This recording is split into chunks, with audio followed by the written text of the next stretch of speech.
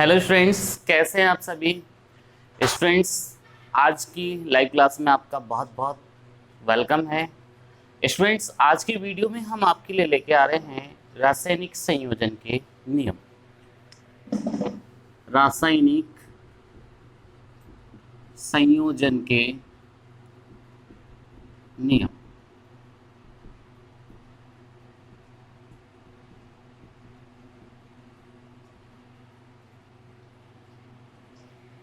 Students, जब एक रासायनिक अभिक्रिया होती है तो उसमें एक क्रियाकारक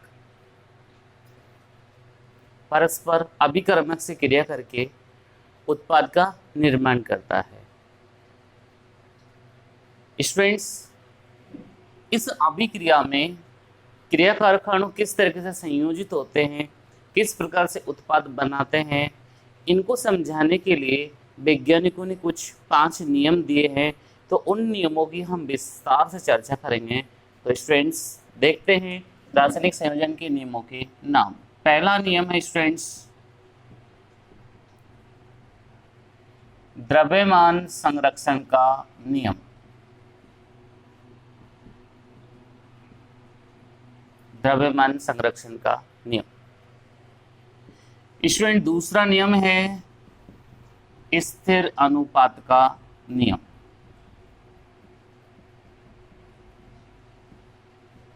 स्थिर अनुपात का नियम। स्टूडेंट, तीसरा नियम है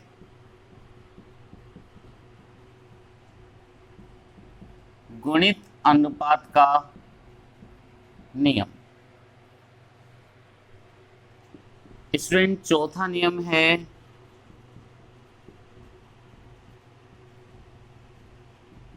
व्युत्क्रम अनुपात का नियम। स्टूडेंट्स, पांचवा नियम है गेलुसेक का गैसीय आयतन संबंधी नियम।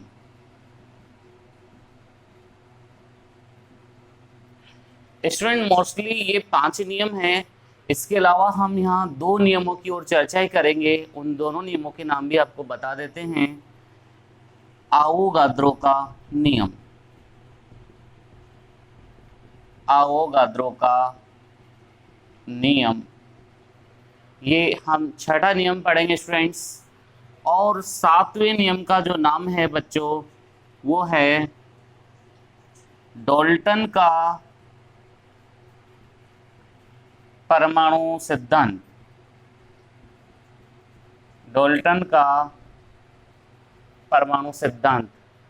स्टूडेंट्स, इस तरीके से हम 7 नियमों के बारे में इस रासायनिक संयोजन के नियम में पढ़ेंगे।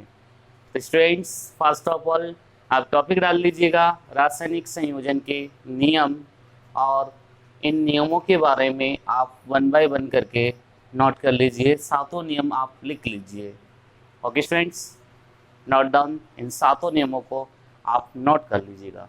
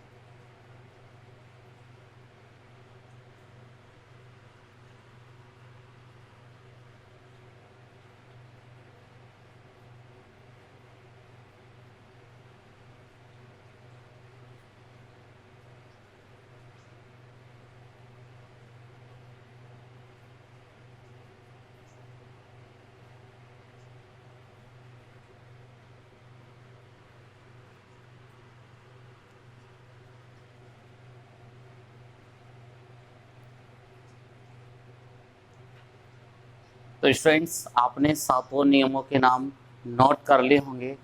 स्टूडेंट्स आप फर्स्ट रूल डाल लीजिए, द्रव्यमान संरक्षण का नियम। हम एक एक नियम को समझेंगे स्टूडेंट्स, और उससे संबंधित न्यूमेरिकल भी हम साथ के साथ करेंगे कि इससे रिलेटेड न्यूमेरिकल किस तरीके से पूछे जाते हैं। फर्स्ट नियम, द्रव्यमान संरक्षण का नियम। स्टूडेंट्स ये फ्रांसीसी रसायनज्ञ थे जिन्होंने ये नियम दिया है, उनका नाम है एंटोनी लेवोसिए। एंटोनी लेवोसिए। स्टूडेंट्स एंटोनी लेवोसिए किसे कहते हैं, कौन थे? एंटोनी लेवोसिए रसायन विज्ञान के पिता है, जनक है, फाउंडर है। इन्होंने कहा था कि द्रव्यमान को न तो नष्ट किया जा सकता है और न ही उत्पन्न किया जा सकता है। अर्थात किसी रासायनिक अभिक्रिया में क्रियाकारक का कुल द्रव्यमान उत्पाद के कुल द्रव्यमान के तुल्य होता है। इसे ही हम द्रव्यमान संरक्षण का नियम कहते हैं। तो एंटोनी लेवोसिए के अनुसार द्रव्यमान सदैव संरक्षित रहता है, अर्थात द्रव्यमान को न तो नष्ट किया जा सकता है और न ही उत्पन्न किया जा सकता है। तो यानी कि द्रव्यमान हमेशा संरक्षित रहेगा। स्टूडेंट्स हम इसको एग्जाम्पल से समझते हैं। हमारे पास एसिटिक एसिड है 5.6 ग्राम और उसकी रिएक्शन मैंने NaOH से करवा दी स्टूडेंट्स, सोडियम हाइड्रोक्साइड से करवा दी, और सोडियम हाइड्रोक्साइड की मात्रा है 4.2 ग्राम, जिससे सोडियम एसीटेट बनता है और जल बनता है। स्टूडेंट्स इसमें सोडियम एसीटेट की मात्रा आ गई 3.8 ग्राम। तो बताइए H2 की मात्रा कितनी होगी? ये एग्जाम्पल है। तो बहुत सिंपल बात है, द्रव्यमान संरक्षण के नियमानुसार,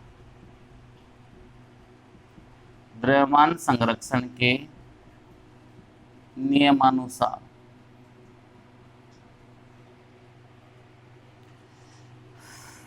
क्रियाकारक का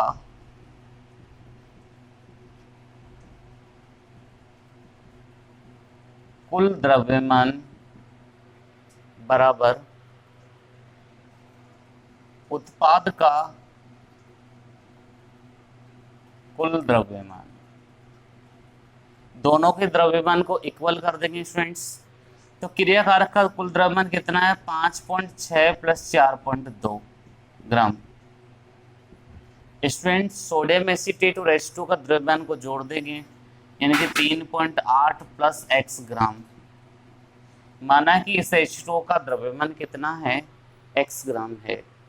इन दोनों को जोड़ते हैं तो ये 9.8 ग्राम आ रहा है और ये 3.8 प्लस x ग्राम आ रहा है। तो स्टूडेंट्स x का मान कितना हो जाएगा?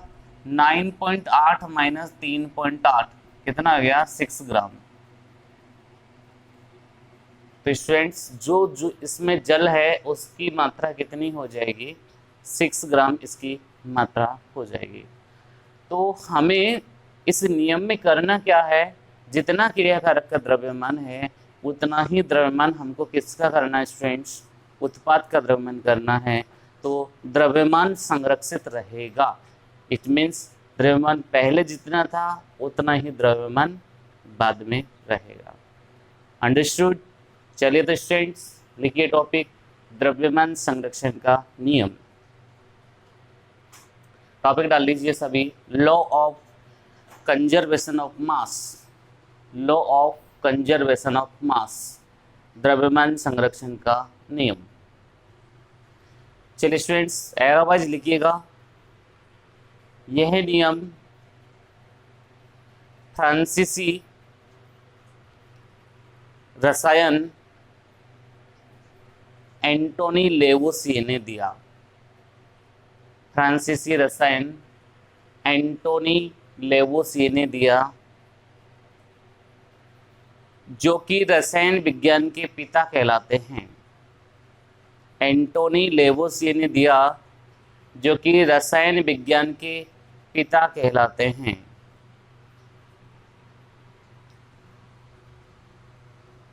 नेक्स्ट लाइन में लिखिएगा बच्चों, इनके अनुसार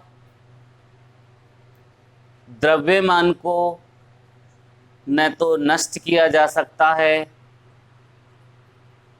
और न ही उत्पन्न किया जा सकता है, बल्कि द्रव्यमान संरक्षित रहता है। अर्थात क्रिया कारक का कुल द्रव्यमान उत्पाद के कुल द्रव्यमान के तुल्य होता है। क्रिया कारक का कुल द्रव्यमान उत्पाद के कुल द्रव्यमान के तुल्य होता है। इसे ही द्रव्यमान संरक्षण का नियम कहते हैं। इसे ही द्रव्यमान संरक्षण का नियम कहते हैं। ओके स्टूडेंट्स, चलिए बच्चों इसके लिए एग्जाम्पल लिखिए। लिखिए एग्जाम्पल, एग्जाम्पल लिखिए। 5.6 ग्राम एसिटिक अम्ल की क्रिया 5.6 ग्राम एसिटिक अम्ल की क्रिया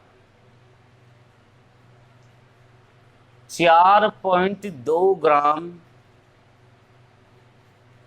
सोडियम हाइड्रोक्साइड से की जाती है, तो अभिक्रिया के फलस्वरूप 3.8 ग्राम सोडियम एसीटेट बनता है तथा शेष मात्रा जल की होती है। तो इस प्रक्रिया में जल की मात्रा क्या होगी? स्टूडेंट्स ये एग्जाम्पल है, तो अब हम यहाँ पर देखते हैं इसका सॉल्यूशन द्रव्यमान संरक्षण के नियम अनुसार। क्रिया कारक का कुल द्रव्यमान बराबर उत्पाद का कुल द्रव्यमान।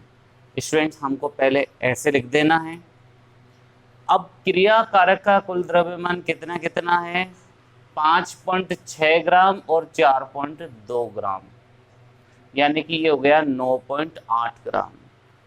और उत्पाद का कुल द्रव्यमान बराबर करके लिखना है 3.8 प्लस x ग्राम। हमने जल का द्रव्यमान कितना मान लिया स्टूडेंट्स? x ग्राम। तो इधर 9.8 ग्राम है, इधर 3.8 प्लस x ग्राम है।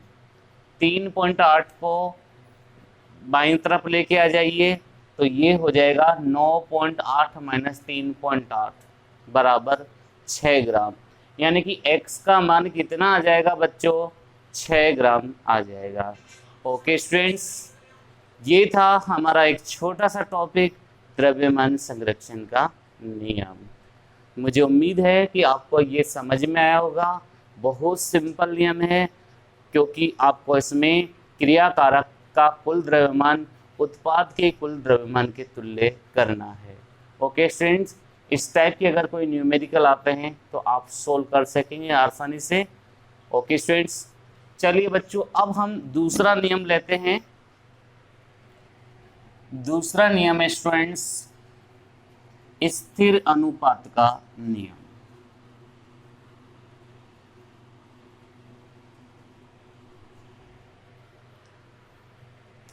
दूसरा नियम स्थिर अनुपात का नियम।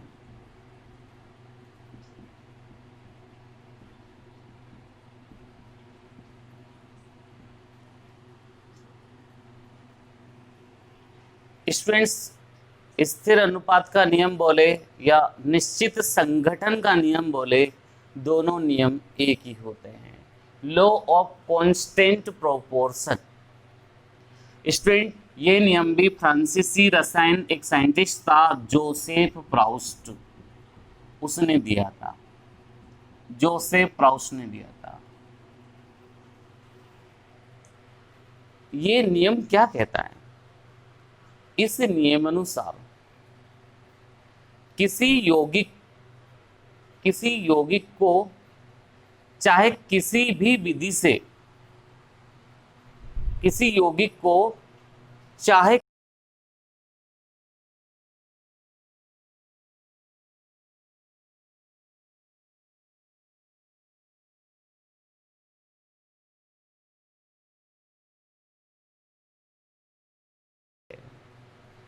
उसमें तत्वों के द्रव्यमानों का अनुपात निश्चित रहता है।